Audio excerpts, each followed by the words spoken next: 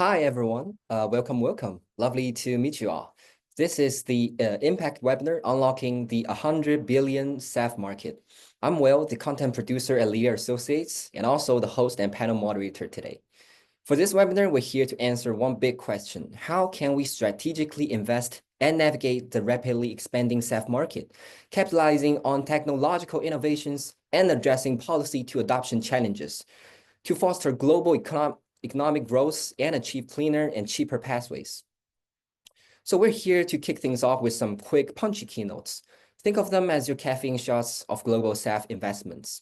Then we're jumping into a panel discussion joined by industry leaders from different sectors of the SAF industry, where we're going to get down into brass tacks.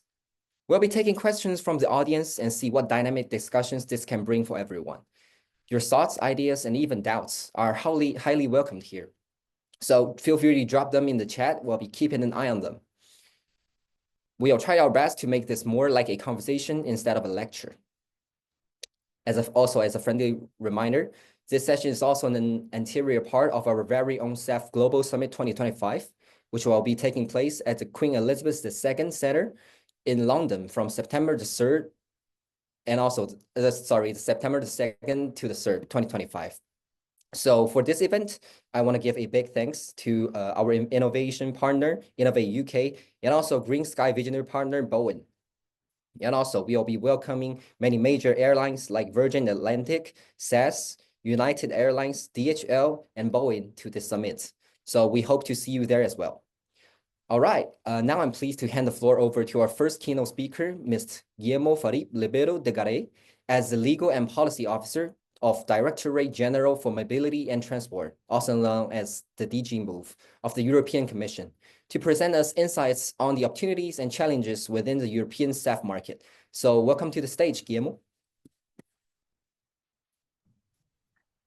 Thank you very much for the introduction. Let me share a couple of slides for the presentation, and thanks first of all also for inviting me and for giving me the opportunity to spend let's say the afternoon together today. Thank you of course to Impact and also to the SAF Global Summit for organizing this very interesting and important webinar this afternoon. I would like to perhaps not very much focus on regulation and details, but rather also perhaps bring along a bit the bigger picture, right? What are we trying to achieve? What is our goal from a policy perspective, and what tools we're using to get to our final destination, which is a decarbonized aviation in the European Union. So let me start perhaps by also saying that aviation is, needless to say, is one of the biggest success stories of the European Union. Transport and also tourism, which is now under the same umbrella under Commissioner Tzitzikostas, represents roughly 15% of the European GDP. It's connecting our economy, our people, and our businesses, and it is to a certain extent also a key enabler of who we are as Europeans, and the same applies, of course, to the rest of the world. By bringing people, businesses, and also cultures ever closer together, we are also making sure that aviation is contributing to wealth and also the well-being of our citizens. However, over the past 30 years, we have achieved a lot, but this does not, of course, mean that we are resting and watching from the side how things continue to develop. The new political mandates under the new von der Leyen Commission 2024-29 has set a clear direction of travel. The focus is clear on competitiveness, on innovation, on strategic autonomy and defense, but also on sustainability. And in each of these categories, aviation features at the top. The competitiveness compass, but also the Clean Industrial Deal, which you see at the right hand of the slide, set a clear direction of travel. And aviation needs to play a very important role in the decarbonization and also the competitive decarbonization, if I may say. The new direction of travel of this new College of Commissioners explores how to reconcile decarbonization with competitiveness, how to benefit from the green transition in terms of jobs, innovation, sustainable and strategic autonomy. Simplification and reducing red tape and administrative burden are a key priority for this college in support for competitiveness. We want the European aviation to remain a global leader. with the most modern aircraft, the most advanced SAF technologies, and also the most innovative ATM technologies, all underpinned by transparent, robust, and well-functioning markets. Aviation finds itself, and we all know, at the beginning of the most profound modernization process of its history, leading up to its contribution to climate neutrality by 2050, which is a fixed legal objective in our European legal framework. Of course, aviation will contribute based on the four pillars that everybody is well aware of. The first is making sure that we have the most modern and cleanest planes flying in the air. The second is to make sure that we fly in the most energy efficient ways through our skies. The third is to make sure that we progressively replace fossil kerosene with sustainable aviation fuels. And the fourth is to make sure that we have robust and competitive markets and liquid markets, if I may say as well, to support each and every action in this transition. To keep aviation strong, we have to reduce our current reliance on fossil fuels because dependencies make us vulnerable, and our response is clear. We want more Europe. We have built a SAF policy based on three key essential principles, which is stability, predictability, and clarity. We have the ambition to radically change the way in which energy in aviation is produced and sourced.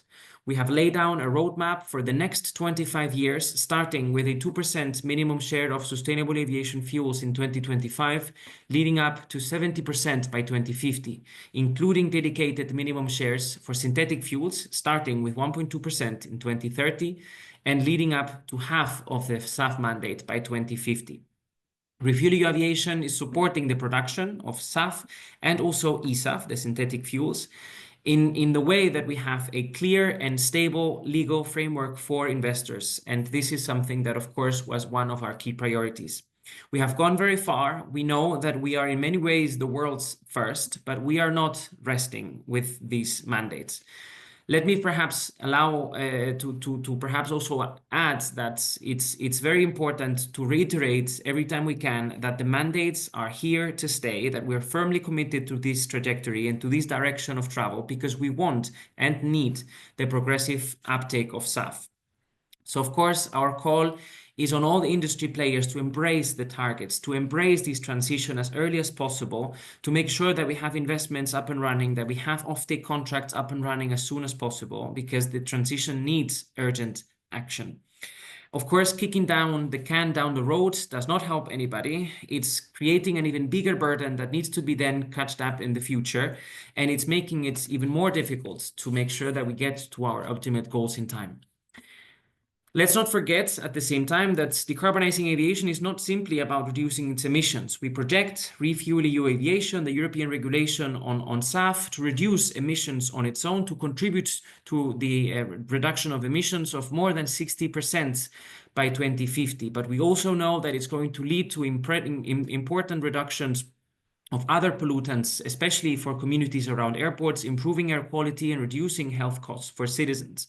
We also know that with this industrial policy, we have the opportunity to tap into more than 250,000 new jobs in Europe, built around 100 SAF plants that we can estimate being built up, but also all the other indirect jobs that are needed to build these factories, with a reinforcement of what makes Europe strong, which is our internal market, with clear, harmonized rules so that every region and every community has an opportunity to catch up in this transition. Because we know that with this policy and with many others, we're not only just simply replacing the fuels that in the wings of the aircraft, we are investing into the backbone of our economy and in the backbone of our society, with policies that help our cohesion, help of course the number of people employed in stable and well-paid jobs for the long term. And also, and ultimately, with the right conditions, SAF is also a great opportunity to improve the energy security and the strategic autonomy, which in these times is even more important. I'm happy to, of course, confirm that we at this stage can project sufficient biofuels production capacity in the European Union to exceed the minimum shares of RefuelEU Aviation from 2025 until 2034. We, of course, strive to make sure that the projections are becoming a reality. So we are, of course, looking into ways to further simplify and digitalize reporting to make sure that the life of those people making sure that the targets are accomplished is as easy as possible. In parallel, of course, we keep monitoring the markets, and we're making sure that in the early stages of these new regulated markets, the new practices and new behaviors are, of course, compliant with the objectives of the regulation, that we have transparent, liquid, and well-functioning markets. But we also know that we have and need to take more targeted action for synthetic fuels, where we observe that there persists to be a market failure for this segment to start. This is the main reason for the Sustainable Transport Investment Plan, where I would like to go in a bit more detail. Despite the clear regulatory framework, there are signs that, of course, the market failure for synthetic fuels is not resolved. We have in Europe more than 40 eSAF projects which are not taking off because producers, investors, and project developers are perceiving a number of risks that are not eliminated even with the regulation. Large capital investments, technological risks associated with first-of-a-kind plants, also a certain mismatch between the time horizon for offtake agreements between the producers and the offtakers. In general, the industry is communicating to us a certain perceived first-mover disadvantage that, of course, we want to tackle.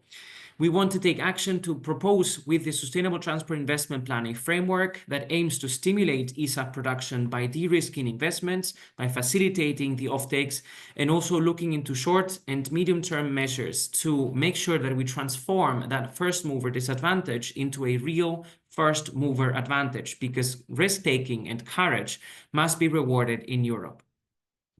Let me finish the presentation by also touching upon the future. By 2027, the European Commission, on top of the Sustainable Transport Investment Plan, which we're working on right now, by 2027, we will be presenting a report on the status of the implementation of RefuelEU Aviation.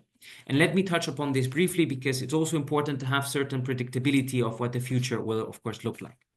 Let me say that at this stage, nobody is considering any kind of measure that could, in a certain way, undermine the credibility of investors, which could risk investments.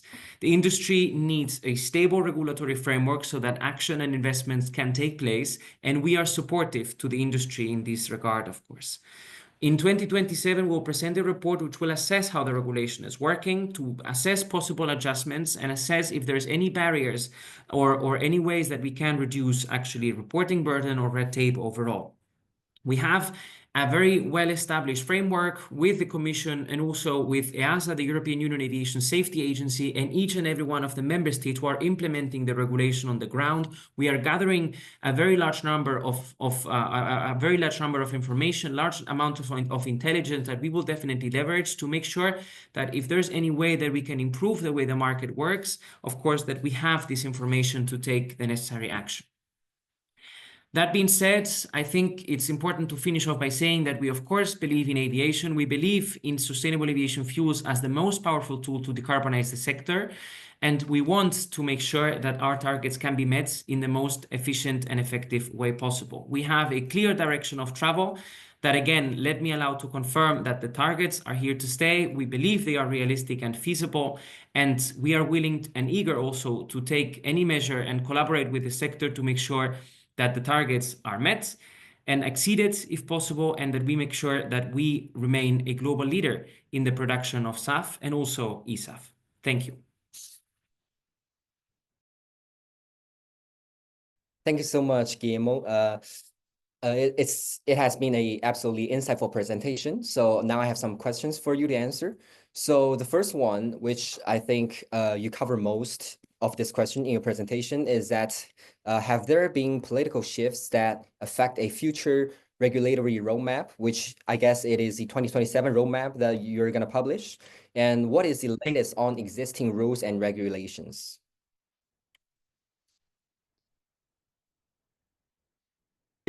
So of course, policies may of course change. The good news is that for what matters on sustainable aviation fuels, there's no change.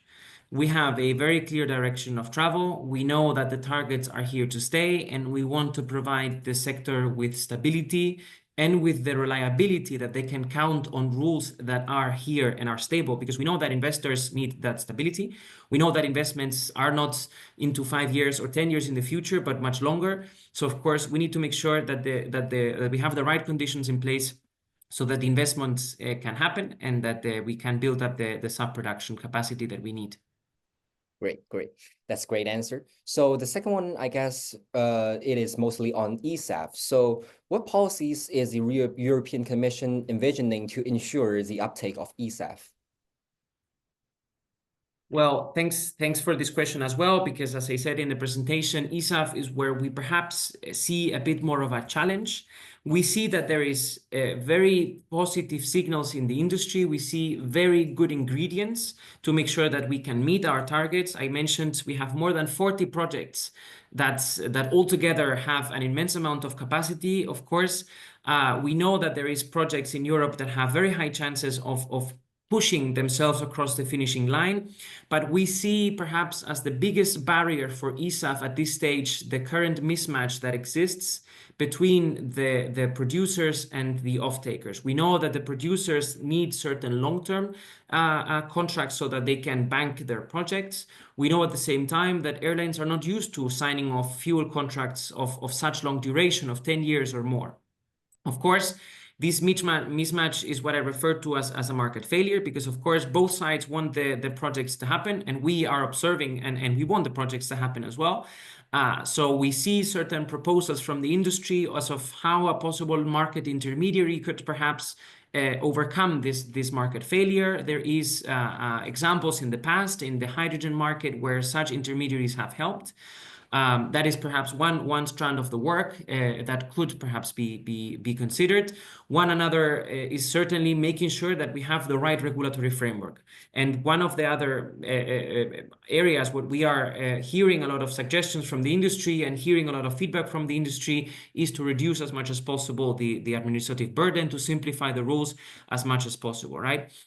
This is again a very, very broad category of rules that are, of course, affecting the industry, not only in aviation, but also in the energy acquis, the environment acquis, and so on. So definitely that's another strand of work that we are looking into. But I think if I may finish by saying that we are not just simply looking to have something very broad in the Sustainable Transport Investment Plan. We want something concrete. The industry needs concrete messages, the industry needs clarity, and it is our goal to make sure that STEEP has concrete action. It's going to be a communication, of course, it's not a legislative action, but even though we want it to be clear, we want to send clear messages to the industry and to help them in their investments. Thanks for the answer. So one last question is actually from the live stream from Josef Jensen. So he got a question to DG Move, is that what is the status of discussions regarding SAF flex mechanism at EU level / versus national level only? So is there any chance to have them at the EU level? So you can also see this question in the Q&A box. So you can either choose to answer it now vocally, or just type in the answer in the chat box. So I can, since we have a couple of minutes before my time is over, I can definitely answer that. It's a very good question. Just for background of everybody else listening, in refueling aviation, we have a supply obligation, which in principle says that every aviation fuel supplier needs to supply at least the minimum share of SAF in every union airport. However, for the first 10 years, we give the fuel suppliers the option to concentrate their supply in one or a few airports instead of in all of them, because we knew that there is certain supply costs, supply chains that need to be set up. So it makes more sense from an economic perspective at these early stages to perhaps use the weighted average as an option. So in the case of the concrete question, in refueling aviation, we have two cases of fuel suppliers. We have the large majority of fuel suppliers, which are indeed defined at national level. So the flexibility that they have is in the member states. But we also have a small fraction of the fuel suppliers, which are actually operating in more than one member state. So those fuel suppliers have the flexibility over more than one member state. And for everybody who is interested, of course, we have recently published on our website the list of the companies, the list of the fuel suppliers transparently on our website, so everybody can know who is the obligated parties and who is the companies that are active in the market, because it's important to provide transparency and clarity, and definitely that's what we want. No. In principle, the regulation does not say it must be flexibility at national or European level. It depends on the definition of the fuel supplier, where it's in each and every one of the member states that need to define the fuel suppliers. And like I said, some are national, some are European. Great. Thank you so much for answering the audience questions. And also thank you for the presentation. And we are all very honored to have you here with us today. So thank you so much. Oh, and by the way, there's another question popping up in the chat box. So if you have the time to stay a little bit longer, you can feel free to type in your answer for that question. Yes, thank you so much. Thank you. Yeah. Thanks. So now, please join me in welcoming our next keynote speaker, Ms. Anna Purnell-Marquis, who is the UK Sustainability Lead of Boeing. She will present on Boeing's strategies in finding safe, affordable, and sustainable fuels for faster SAF takeoff. Welcome to the stage, Anna. Hi, everybody. Thank you very much for having me here. I think I have my own slides, so just let me bring them up.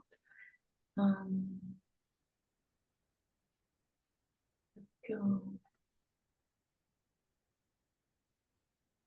Give me 1 second.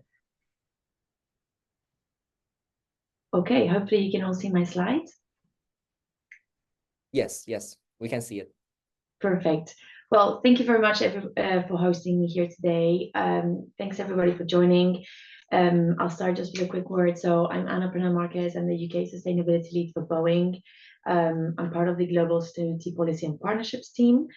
And I've been with Boeing, with the company for the last 5 years, mainly focused on the aerospace and decarbonization mission, which is really my main passion.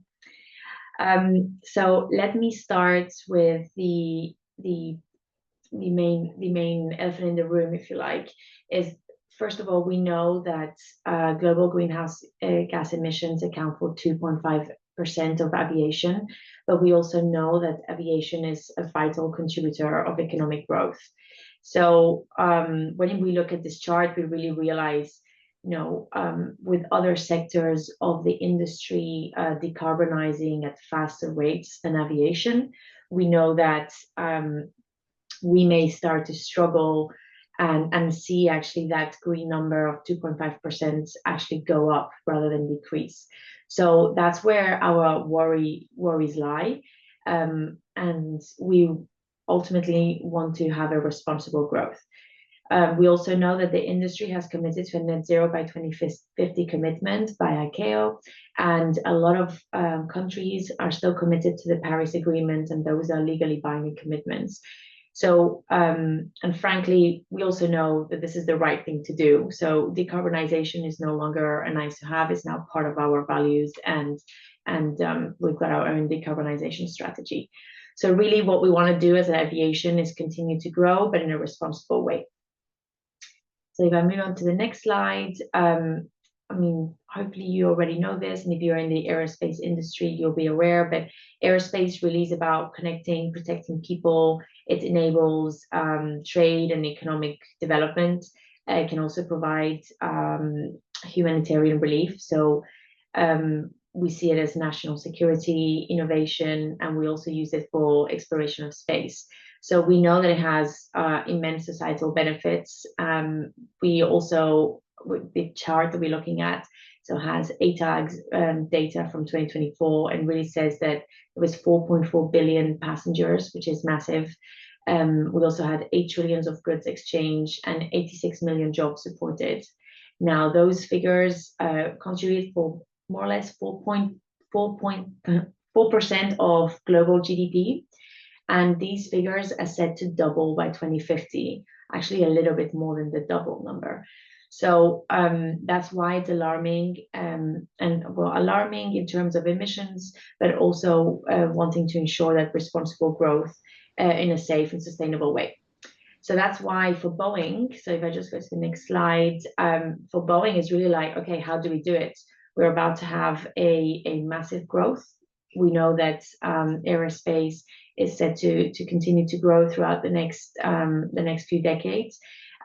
So how do we ensure a growth in a way that doesn't damage or doesn't increase the emissions in a dramatic way? So by now, you probably already know this. We have the main levers of decarbonization here. So it really all starts with fleet renewal. And as an airplane company, it's about delivering more efficient planes that are 20 to 30% more efficient in fuel and emissions than the ones they replace. So that's where we can really make a difference. So that's lever one. Then lever two, we go towards operational efficiency.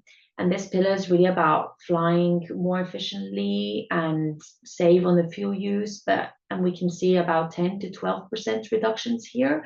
And this is really, we call it the brain, the brain of the plane in the cockpit.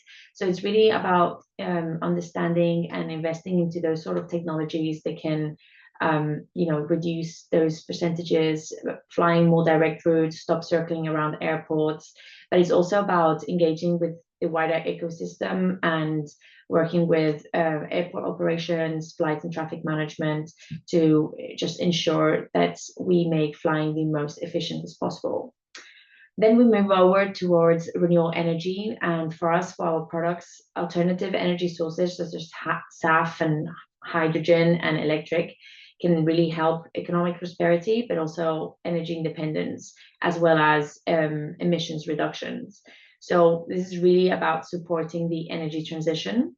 And for us, it's about SAF and. So our strategy is really SAF and. We're vocal on the SAF, but we're still, we know that there will be we know that there will be some limitations in the electric and hydrogen space. However, we're still really active in this place. So you may have heard about Whisk. You can see that yellow little plane. That's an eVTOL, a spin-off from the Boeing company, is now a wholly owned subsidiary from Boeing. And then we also have we've also made 6 hydrogen demonstrators. And we've also been working with a part of Boeing works with NASA to send rockets to the sky. So we definitely understand about hydrogen technology. However, we've been vocal on the SAF, and we'll deep dive a little bit more into this. Then the next pillar is about advanced technology. So we continue to research and test future flight concepts. You probably know about this about us, but we are an engineering company, and that's what gets us excited. So future techs, future aerodynamic improvements, and engineering advancements is at the core of our company. And then even though having tried to do all of these levers, we know that there will still be a need for carbon removals. So we say about 8 to 27% of emissions will need to be compensated here. So this will be really to support, Boeing really supports this pillar, but also for our own footprint reductions. And we are investing in permanent carbon removals, as well as supporting the increase of CORSIA emissions units. And really just to say here, when you map the airspace and total emissions, all of these levers will have a different role and contribution. So if we double click here, hopefully you've already seen this. This was a chart developed by ATAG, but it's used by industry a lot. And it's really just to see that we can really make the assumption that SAF is really the only solution that is expected in every segment of the flight. Especially when we look at medium and long haul flights, you'll see that that's kind of the only one for the next several decades, and then it will start blending, well, it will start mixing with other energy sources down the line. If I just move on to my next slide. So why do we talk about SAF, and what have we been doing for the last few years? So for us, SAF is the main contributor. It's going to help accelerate decarbonization. And we focus on several areas, but if we start on the left side of our chart, you'll see that SAF is not actually new for Boeing. Boeing has been working, Boeing had its first biofuel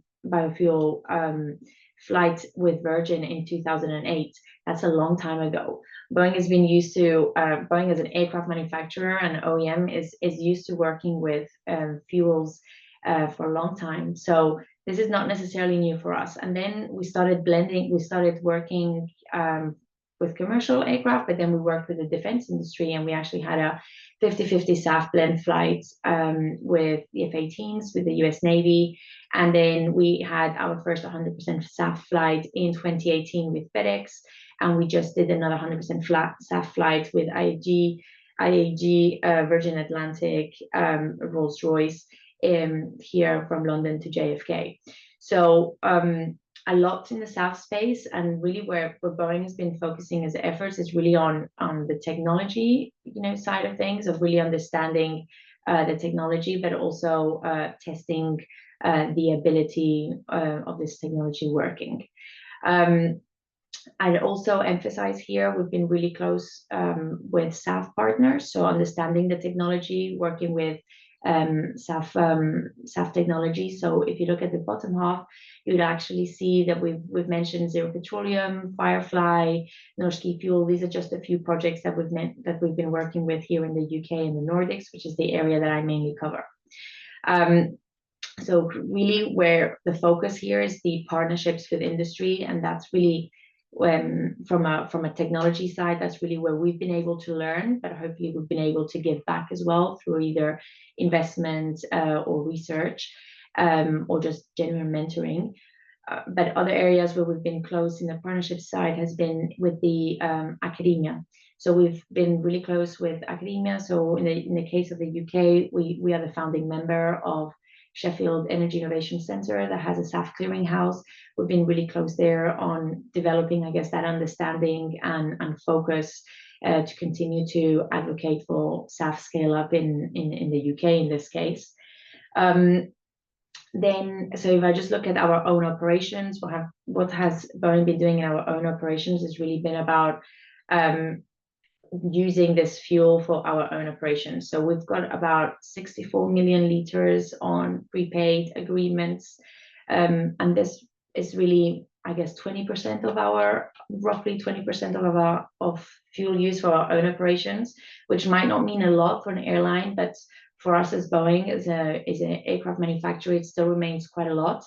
And in a humble way, it also shows to industry that demand signal, and it's really about showing to the industry that Boeing is also purchasing SAF, and hopefully encouraging other aerospace stakeholders to follow as well. And just because I missed a little bit there, partnerships and policy. So once we've developed this understanding of the technology and the testing, we then move on to the partnerships. So we've done quite a lot with the SAF providers, but also from an academic perspective. And then that policy side has been where we've really engaged with policymakers from different regions, but in my case from the UK, really working closely with the Department for Transport, the Jet Zero Task Force, the eSAF, and many other groups. So we've been really where the group voice is much louder than just one company. And this is and I'll stop here, and we will discuss feedstocks assessments just afterwards. Okay, so I'll move on to the next slide. So then what else what else is critical here is that we've got our own goal of delivering and ensuring all Boeing aircraft starting 2030 are compatible with 100% SAF, need SAF. So that is huge. So what we've been doing in this journey is just to ensure that one, we support the development of jet reference fluids. We continue to test materials and systems, mobilize our suppliers, and engage with industry stakeholders, and then just modifying our airplanes for certification. And that is only achievable by doing it in collaboration with our suppliers and our customers. So we've been really active in this space. We know SAF is critical to the continued growth of the sector, and we continue to invest a significant amount of resources for our commercial airplanes that can operate on SAF, because we know this is going to be the future. As of today, is a 50-50 blend, ASTM approved, but our commitment is that it will be 100% approved by 2030. So just a few examples of what we've, well, actually I'll start maybe with the I guess the core. So how do we Boeing see the key to accelerate SAF supply growth? So there's 5 things, and hopefully you can see them on your screen. We'll start with feedstock diversity. So really, Boeing has been developing like region to region or country to country specific SAF roadmaps and feedstock analysis with local partners to help develop SAF production in those regions. So we have a global team, but regionally we have a regional team, and we've really been working with those really clever academia and also consultancies to understand the feedstocks available in each region. Once we have that understanding, we can then move towards working with governments and understanding what policies would be needed to be able to make the most out of these feedstocks, to then be able to create a market out of them. So that's where we've also been really, really active. And then we move towards the technology side of things. So I've kind of mentioned some of this, kind of the work we've done in the compatibility space, but also in understanding the certification process, the ASTM certification process you probably already know of, where we have a seat on the board to ensure the safety and process driven of these technologies coming into market. And that's also where we've been working with SAF technology partners to really support the SAF scale up through their investment or support connecting with either airlines where they were looking for offtake and etc. Then, this takes me to the next point, which is really about accessing to finance. So this is where we've been spending most of our time now, especially in the UK, because it feels like we've understand the feedstock, we've got the policies. You probably know last week the RCM just last week we had the revenue certainty mechanism come to bill, and this is a big move for the UK in terms of having a SAF mandate, the RCM now in work. We understand the technology, but there's still some we're still not getting to FID. So how do we ensure that we de-risk these technologies to ensure that there's more capital going into the SAF market? So we've been working closely with, the UK Export Finance, Green Finance Institute, Sky Power, other Bank of America. We've been working with like several stakeholders in the banking industry to really help support the growth of this industry. And I just remembered Skies 50, previously called Clear Skies. They're also an aerospace fund where we've been working closely with. And all of this then wraps it up with ensuring market developments via incentives to ensure that SAF price becomes competitive. And we are not only focusing on the cost of it as of right now. So really, all of this to say that we are well positioned as Boeing. Ultimately, we're not flying the aircraft, we're not airlines, but we are uniquely positioned to convene kind of the right players from aviation, energy, policy, and finance to make progress as quickly as possible. So I'll go back one slide just to showcase some of the examples. Yeah, so some of the examples are here, and these are all public examples that you can find online. But I'll just pick a few. So I'll pick Firefly just to showcase some of the things that they've done. So they are a sewage to SAF technology, and really what we've been doing with them is really providing training, direction, facilitation on testing, and that's how we've been able to support the SAF supplier. Looking at Wagner Fuels in Australia, we did a research study with them and some academics, and from there we've been able to invest into the technology. And with Norski Fuel, it was part of a customer support with Norwegian Airlines, where we have a strategic partnership with them, and they are targeting they're an eSAF project here in Norway. So I guess what we're trying to say is we are working regionally. We are working locally in different regions to support SAF development globally. And then just to finish, in case you haven't heard about Cascades, this is always, I always like to finish with this just because Cascade is a climate modeling tool that Boeing has developed alongside IATA, NASA, University of Cambridge, and MIT. And really, what this is a tool that allows you to play around with the different levers of decarbonization. So aircraft operations, energy, and offsets that I covered at the beginning of the session. Traffic growth is the only lever where Boeing has added its own data. Everything else is public available information. But traffic is our own forecast, which is very similar to the Airbus forecast as well. And through there, you can really make your own, as if you were an airline or a policymaker, or if you are any stakeholder in the aviation industry. I would encourage you to scan that QR code that you can see there and play around with the different decarbonization strategies, because you will see that these differ if you are working or looking at electricity or hydrogen, or if you're looking at single aisle bodies, aircraft, or wide, and you'll see the different impact. There we go. So this is the next slide, and this one allows you to see the different strategies. And here is where I would encourage everybody to take a look and be able to just test different strategies on the Cascade tool, and be able to see how your business would be able to decarbonize in the quickest and safest way. And I'll conclude here with just saying that the way we see it is about convening aviation policy, energy, and finance, and that's really the greatest mix. So once you crack the code, if you crack the code, let us know, because we're always keen to understand and further beyond the decarbonization strategy.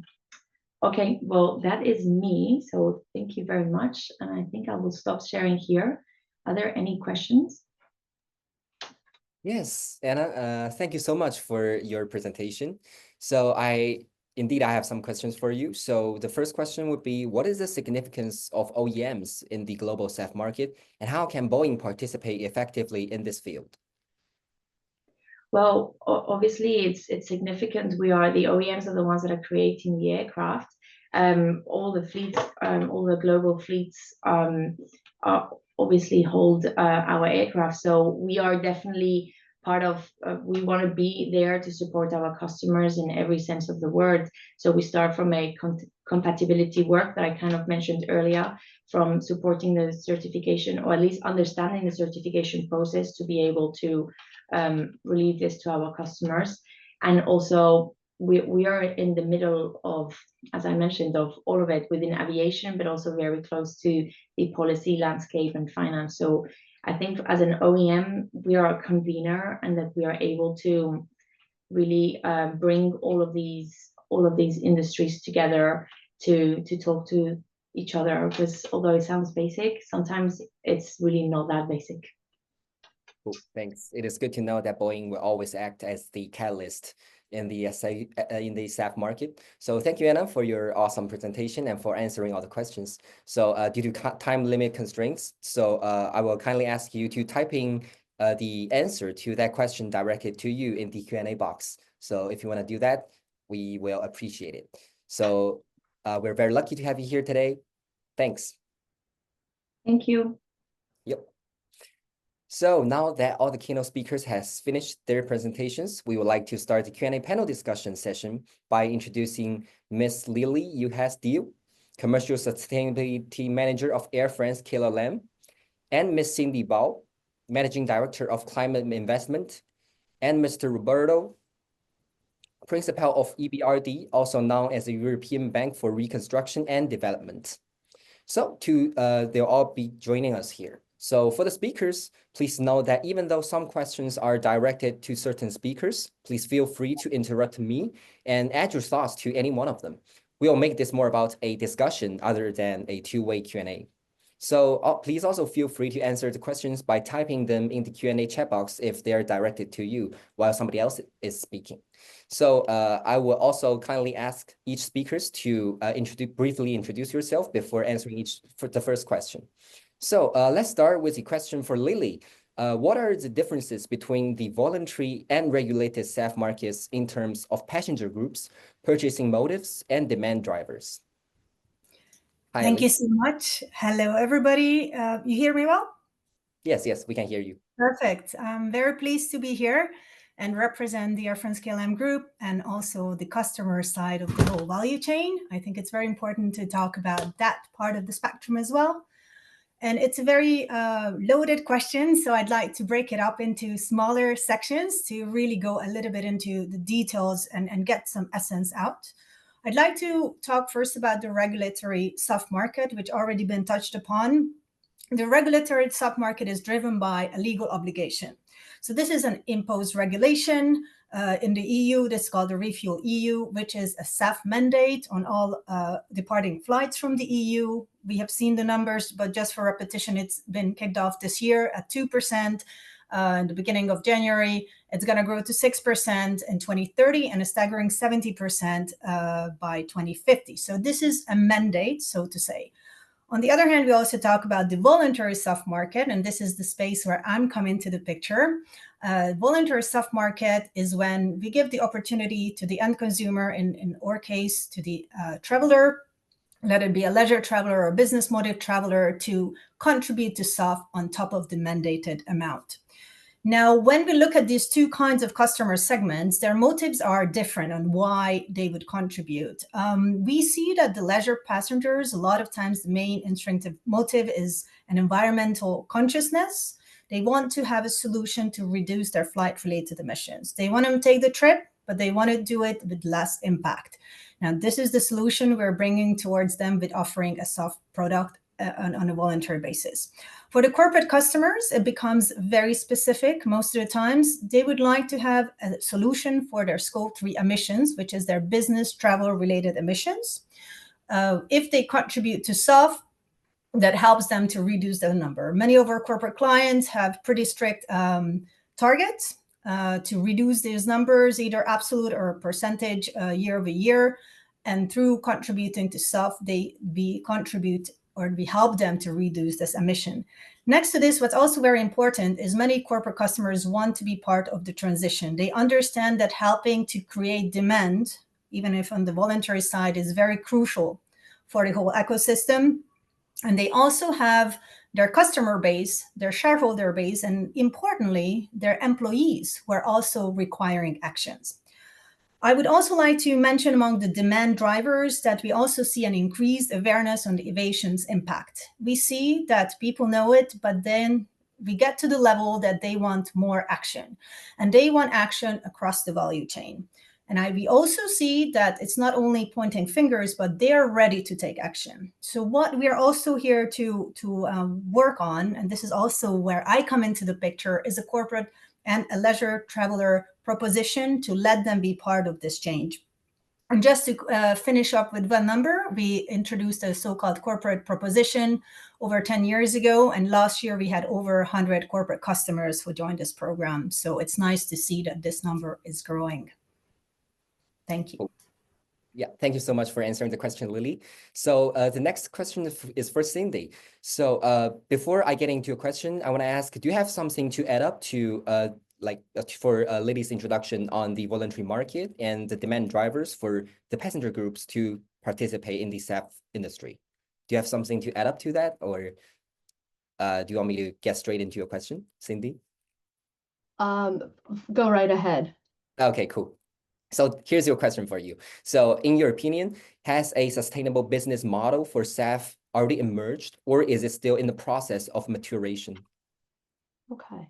So maybe first I'll do an introduction. Thanks, Will. Thanks for having me here. So I'm Cindy Buff. I'm Managing Director at Climate Investment.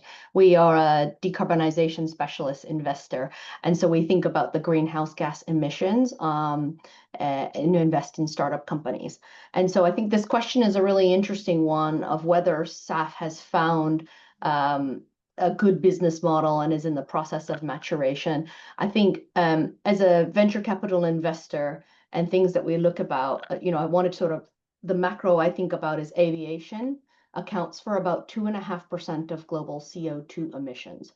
So not only CO2, but NOx emissions. So it really it really is warming the planet. It's about 3.5% from a global warming perspective. So the global aircraft fleet is also expected to expand. You know, we only have 10% of customers flying, so there is anticipated to be an increase in this carbon, the CO2 emissions. So SAF technologies overall is going to be an important solution for long-haul flight. Lily mentioned, of course, the mandates that are coming in already, but also from a macro perspective, you look at how much is SAF today produced as a percentage of the total aviation fuel, right? So I'm just setting the stage a little bit, right? So it's about 2.5% of global warming, 3.5% of global warming, 2.5% of global emissions.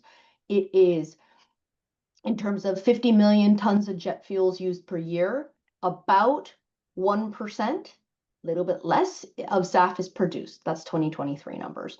And so that number is hoping to increase. And SAF today, I would say we should think about it in sort of 3 generations, right? So generation is one is the sugars, which there's a main question around food versus fuel. Gen 2, we're talking about HEFA, right? Hydroprocessed esters and fatty acids. So this is a fuel production using oils and fats and converting them into a jet fuel compatible molecule. HEFA today is relatively close from a cost parity perspective, but they have major problems with feedstock. And so there's also a challenge there in terms of, is there a sustainable business model? So I think you'll see alternatives for the feedstock. How do we think about that? But that will increase the cost, right? And then the third generation is what a lot of people are really excited about in the investment world: electrofuels, synthetic fuels, etc., using renewable energy, splitting water into hydrogen and CO, adding CO2, and then combining through sort of known processes, Fischer-Tropsch, Haber-Bosch, methanation, etc., to come up with SAF. So it's a very long process in terms of the technology and the steps that you need to take, and there's a lot of energy intensity around it. And so today, e-fuels are not cost competitive. And for, I think, someone like Lily, who is sitting in the seat of needing to deliver the mandate, right, to deliver the sustainable aviation fuel, which is 2% this year and continuing to grow, they have to think about the bottom line, right? We're at, I think, generally, the global aviation market, airlines, have 3 to 4% margins. So the margins are really thin in the organization, of which 20 to 30% of the operating costs are fuel. And so to get us to a sustainable business model, to answer your question very precisely, to get us a sustainable business model for SAF, we need to get to a cost that is a little bit more palatable for the airlines to be able to take, and to take in a way where maybe they can supplement it with voluntary and business credits. But it'll be, I would say, in process of maturation for Gen 3, scaled in Gen 2, but needing to work on the feedstock piece of it. Sorry for the long reply, but hopefully that was a little bit more of a robust reply to the question. Yeah, no problem. It is an awesome reply, and thank you so much for answering my question. So before I get into Roberto's question, actually I want to trace back to Lily and ask one of my personal concerns or questions regarding your expertise in advocacy for on SAF for the passengers. So as Cindy has mentioned, the 3 generations of SAF, so sugarcane, HEFA, and then eSAF. Which one do you think can be the best approach to advocate for the passengers? So which one is more like acceptable for the consumers to accept maybe a potential increase in the ticket prices for planes, if we put it simple? Yeah. I'll try to be short, but of course it's difficult to call the customers one group. We are a global operator with many kinds of different kind of knowledge levels. But what is very important for Air France and KLM is very strict criteria. So what we believe, what is very important in advocacy is trustworthiness. So we only source whatever is third-party certified. So this is RSB or ISCC Plus. We do not source anything beyond 65% minimum CO2 saving in the whole life cycle. So these are all that we believe are very important. We do not source anything that's in competition with food or feed sources. As was mentioned by Cindy, it can be an interesting discussion and it comes up many times, but we make a very strong statement here. And also no palm oil nor palm related products. So these are very important for us and we do not give up on this. Currently we source HEFA.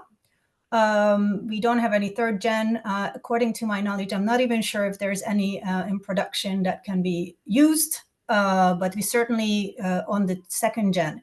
Now, what is very important, and maybe we can link it to my the question as well on how can we build trust. What's very important is building the trust when it comes down to offering something to our customers, that this is something that they can make an impact with, and this is just not just another greenwashing initiative. So I would like to emphasize again that this is a core, this is the skeleton of our strategy to stick to these criterias so that we give that kind of trust to our customers when they click on the button, for example, a leisure passenger to buy stuff, they know what they're getting and then they know the impact. So what I believe is also very important in advocacy is transparency, data-backed, and we have also the historical commitment on sustainability that we can showcase. And what is also important, that we are an important player in the sustainability space. So beyond only SAF, we do our fair share of making sure that we do the best we can today to decarbonize. And we have seen also from the presentation from Anna on the different levers. Yes, we are very much in that space. We are looking at intermodality options. We are looking at operational measures and obviously the new aircrafts coming in. But I think one of the key aspects is that we need to inform our passengers properly. We need to make sure that they understand where SAF comes into the picture. So what does SAF actually do? What are the characteristics? There's still too little knowledge on SAF, to be honest, in our customer base. They don't understand. They believe SAF saving or the CO2 saving is coming from combustion.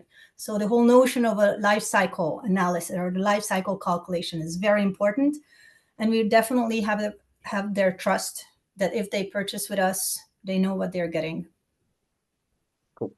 Thanks, Lily, for answering my question. So now for Roberto. So I want to say thank you for waiting patiently for my question. So my first question for you would be, how is the EBRD incorporating the new trajectory of SAF? And what are the key trigger points for this integration? So you're also welcome to briefly introduce your organization and yourself. Thanks. Yeah. So thank you very much. So I work at the EBRD, the European Bank for Reconstruction and Development. And we're an MBB, we're based in London. We have a geographical mandate, so we operate in 38 countries that covers very different regions. So from Eastern Europe, Central Asia, Northern Africa, Turkey, and now Sub-Saharan Africa. So SAF is very important for us because it's the main option to decarbonize one of the hard to abate sectors like aviation, and for aviation to keep its social license to continue operations. And for us, all the investments that the bank carries out needs to be aligned with the objective of the Paris Agreement for mitigation and for adaptation. And aviation sector, I mean, if we want to invest there and make an investment that is future-proof, aligned with the Paris Agreement, we need to consider SAF. So that is the main thing for us. But then EBRD also invests in all sectors. So we invest in airlines, airports. We also invest in fuel producers, in the waste sector. So all this comes together for SAF production. And as an example, for instance, a couple of years ago, we participated in the IPO of Air Astana in Kazakhstan, and we worked together to develop their decarbonization strategy, which included the setting some targets to offtake SAF in the future. But in parallel, we were working with Gas on their decarbonization strategy. That is the national oil and gas company from Kazakhstan. So together with the two companies and our support, we developed a feasibility study for a SAF production facility in the country that is currently moving to the next stages of detail engineering. So that is how we incorporate the SAF mandates and the SAF interest in our investment decisions.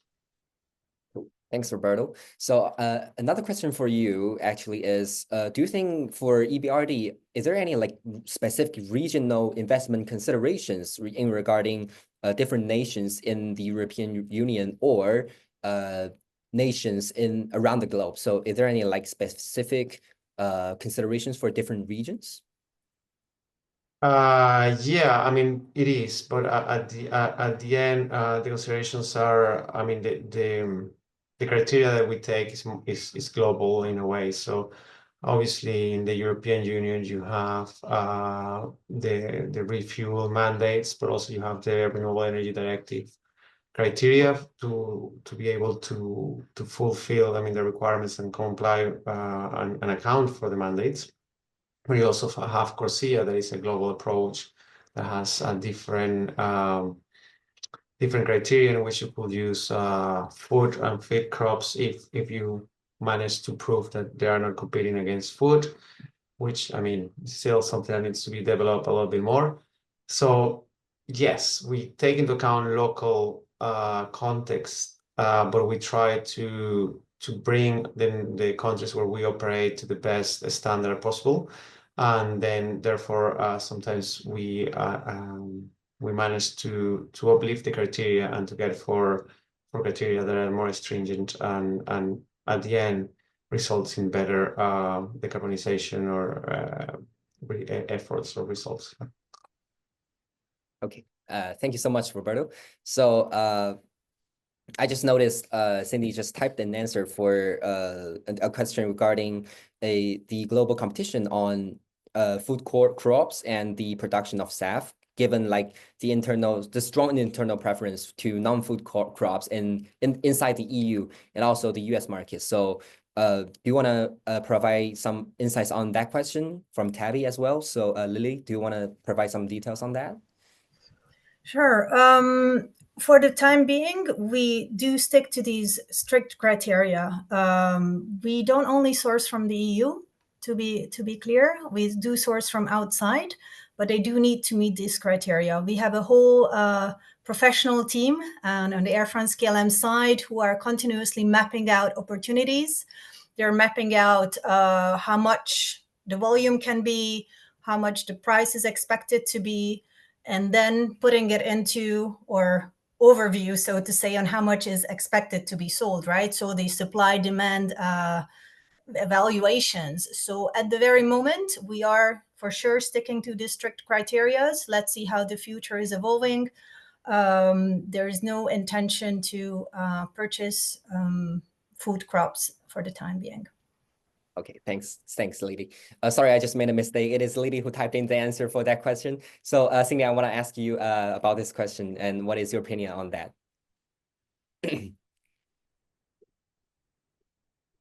Myself? Sorry. Yes. So, Yeah, can you in the chat box regarding global competition on SAF production on food crops inside EU, between EU and the America? Okay, yeah, no, I'm happy to share my comments on that. I think actually Lily's view from the customer is always actually very helpful to say, you know, where do people buy, because they are the link into, you know, the broader customer base. But in terms of sort of the US versus Europe experience in terms of where we look to invest, so we think about which types of SAF are we interested in which ways. If you look at the US is by far the largest ethanol producer. And their ethanol is typically produced from corn. Add that to Brazil. I think if you want to spread that into Latin America, that is US and Brazil equal about 80% of the ethanol production. So if one of the pathways for SAF is ethanol to jet, and it could be alcohol to jet, and it could be ethanols, it could be methanols. But if you look at sort of an ethanol to jet pathway and you convert that through an alcohol intermediate, you would look at sort of the US market as being more interesting because there's such a high, and the Brazilian market, such a high ethanol production, whereby in Europe, the production is not as high. If you look at sort of on the methanol side, methanol tends to be made in sort of the Asia, Southeast Asia, China, Middle East, etc. And then high exports actually go into the US. So, and some go into Europe. And so I think that if you're looking at sort of alcohol to jet pathway, from specifically the SAF, you see a very strong distinction between UK, Europe, and US, because you're going to see the numbers, which are well subsidized in the US, to be significantly lower for the feedstock, right? But then I think the other thing that's quite interesting about Europe is Europe has a lot of very specific requirements about where does the electricity come from, what type of CO2 sources are allowed, and then what is then the definition of the RF and BO production. So I think Europe is really an interesting place because there is a mandate. So there is a requirement. We call it, carrots and sticks in a way. It's not a carrot for companies like Lily's. It's a stick, like you got to do this. So somehow they have to figure out how to do it without having an incentive, right? And also in Europe, there's more regulation about the very specific elements that go into an eSAF. So I think in Europe, it's going to be tricky, even though you might see that as the places where SAF takes off earlier, but it's because of a mandate, more so than being economically viable. Great. But I mean, just to complement there with Cindy, so yeah, it's a lot of a stick. It's on the feedstock suppliers, but at the same time, there is some initiatives to provide some carrots in the terms of using some ETS funds. There's discussions about using some market sided auctions to try to like H2Global. For hiring, there is support from the hiring bank. So there is some support going on, but definitely Europe for the RFNBO in any case, the criteria will be an expensive place, and more if you take into account that you need to use biogenic CO2, which is not widely available. Cool. Thanks for your heads up and your answer, Roberto. So next question is actually, I want to hear like all of your opinions on this question. So this one is regarding the book and claim model and the overall carbon market system. So do you think how will the investors support aviation finance partners to overcome this demand shortfall and meet regulated requirements using this model? And so what are the challenges and opportunities in using the book and claim model? So do you want to start this question, Lily? I'm sorry, I was reading the chat. Can you just repeat it, Charlie? Oh, okay. So the question is, how will the book and claim model influence the large-scale SAF projects, and how can investors use this model to support aviation finance partners?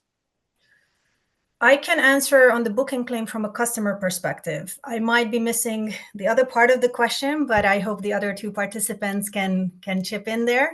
So for us, the book and claim gives us the right needed transparency and reporting opportunity that's needed to have the trust, and also for corporate customers to be able to claim their Scope 3 on a much more standardized way. Let's put it this way. So today we have the SBTi framework. We sort of have some guidance on how to do it, but it is still a self-assessment. We do our own reporting, which is third-party audited, but it would be the next step in order to have, let's move this volunteer market to the next level, really expand it.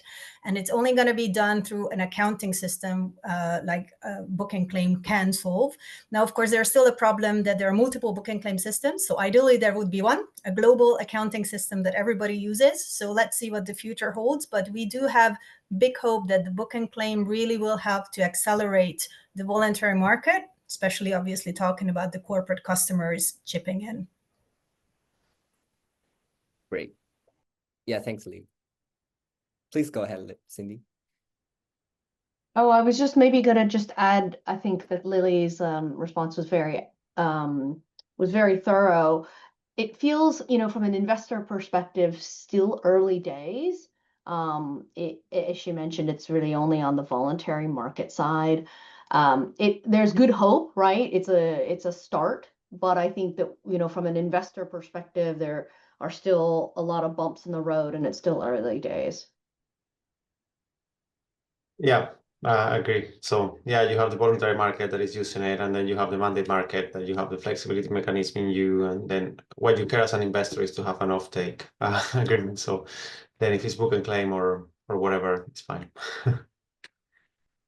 Cool.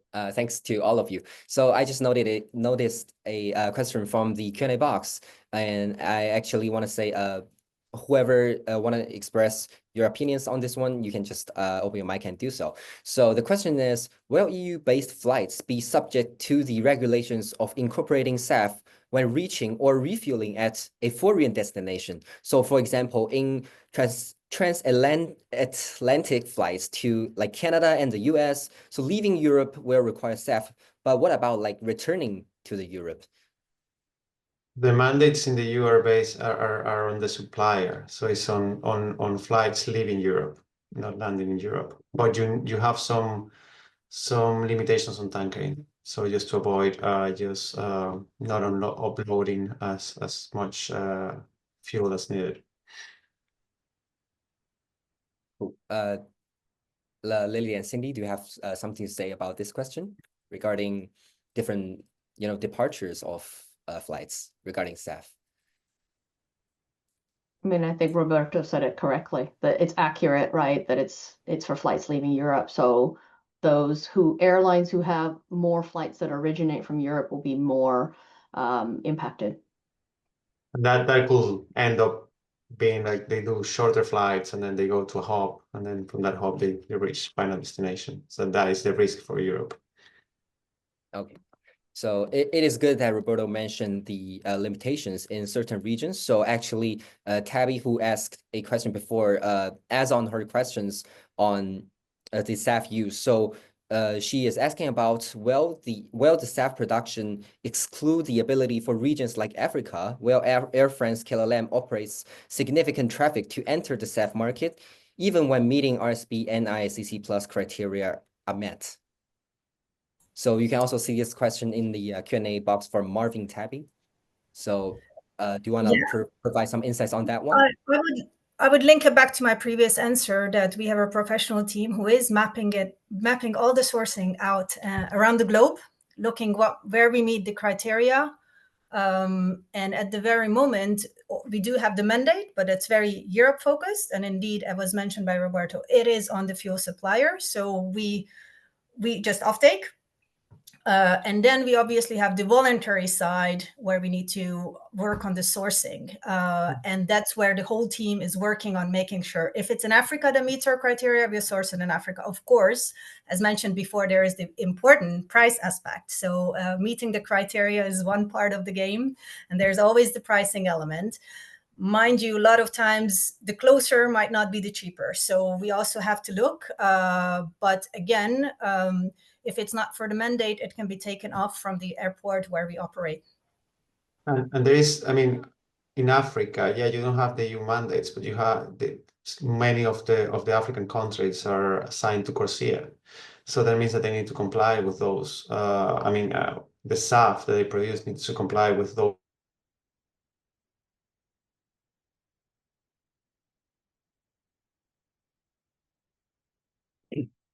Some an advantage for them in that country. So cassava is a massive feedstock for SAF because of the ethanol yield that can have. So it can be a very good source of SAF production in the future. Again, you need to be sure that there is no competition with food and many other aspects of it, but it can be in the future compliant with CORSIA and therefore could help decarbonize African aviation sector.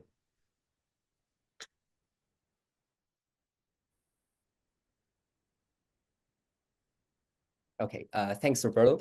So it is good that Tabby mentioned the region of Africa. So I also have a question regarding regional collaboration. So we all know that the APAC region is a strong production house of both feedstocks and SAF products. So do you think it is possible in the future, in the near future, or in the long term, that we say to make some collaborations in business regarding to SAF between the European Union and the APAC region, like Australia and like in the Southeast Asia? Do you think that's possible, or there needs to be some mandate changes or policy changes from both sides? I mean, the only thing I mean, there's already a lot of collaboration. So a lot of the used cooking oil that is being processed in Europe is coming from Asia. So there's already collaboration on the supply chains for SAF. And you have companies like Neste that has massive investments in Singapore. So there's collaboration already. But other than that, I mean, yeah, I mean, the future can be more collaboration or less, depending if APAC wants to produce the SAF locally and then export less suco, for instance. Thanks, Roberto. So do you have anything to add up to that question, Lily and Cindy? Nope. Okay, so another question I want to trace back to Lily is that what is the current proportion of the voluntary SAF market relative to the overall SAF market, and how is it expected to evolve in the coming years? Because I think the experience and attitude of the customers and their impact on the overall SAF industry and the advocacy process is always like a missing point when, like, during conferences or during the discussion points on the SAF industry. So do you want to like expand a little more on that, what it is going to evolve in the coming years regarding to the voluntary SAF market? I wish I knew the answer. So we have obviously hypotheses. We can count on some historical data, but there are a lot of things happening today in the world that have implications, obviously. So one is that let's not forget the mandate. So mandates have happened. So that's an important game changer. We are also, as airlines, very much focused on a level playing field. So very important to focus on sustainability, but we have to stay in the game. And yes, airlines that are not flying through Europe are not impacted at the moment by the EU mandate, right? So should we have a global mandate? That would be a different discussion. And that would be a different kind of movement and catalyst, so to say. But in the current context, with the geopolitical environment, a little bit of slowdown in economies, so there is a very strong need to act. The willingness on the size of the act or the actual contribution seems to be slowing down a little bit. Now, I think this is coming down to, at this moment, we cannot tap into all customer bases for various reasons. So our customer base is massive, but I've also talked about the awareness. Many customers are not there yet to click on that button and contribute because they haven't really understood what sustainability is about. They haven't really understood what SAF stands for. And then comes the action. So I think there has to be a lot more dialogue going on. There has to be a lot more involvement of the customers and all the participants in this value chain, because it's very nice to all have this similar level of knowledge in this environment where we are today, but this is not your average customer. So how can we tap into much bigger customer base to contribute? So yes, there is, I think, a good potential in the individual leisure traveler base, so the individual customers. When it comes down to the corporate customers, yes, I think it's going to grow. The size of the growth is difficult to know. It's really, we're doing our best scenarios. You know, we have multiple scenarios. Also very much dependent on the SAF price, right? So how is the SAF markets going to look like? Are we going to talk about a 3-4 times more premium over the fossil, or are we talking about much higher? How is that going to play out? Because a lot of times what we see that the contribution might stay the same, but the impact might be less if the price goes up. So these are all aspects that make me answer the question. Yeah, I'm a bit hesitant in one word. If Cindy and Roberto has anything more to add, because of course, these are all very important aspects in the whole SAF space on what's shaping the supply and the demand. Yeah, thanks, Lily, for providing the answer. So one last question. I want to call back to what Roberto said, that closer doesn't necessarily mean cheaper. So we actually received a question from our registration sheet from a audience from Latin America. So the question is, what specific measures are needed to increase interest in SAF production in Latin America? And is there any potentials for regional collaborations in Latin America? So do you want to expand on that question for this audience from Latin America? Cindy? Oh, I think Roberto was just about to speak, right? It's an easy. I mean, yeah, my take is what you said, Cindy. So Brazil is a massive producer of ethanol, so it's a big opportunity for them to produce SAF in a cost-competitive way because their ethanol is quite cheap. And at the same time, you want to decarbonize the road transport sector, for which you have a clear winner, that is electric vehicles. So you will have all that ethanol there. So what you're gonna do with that? So I mean, for me, it's a no-brainer that SAF will become the next ethanol for countries like Brazil, for instance.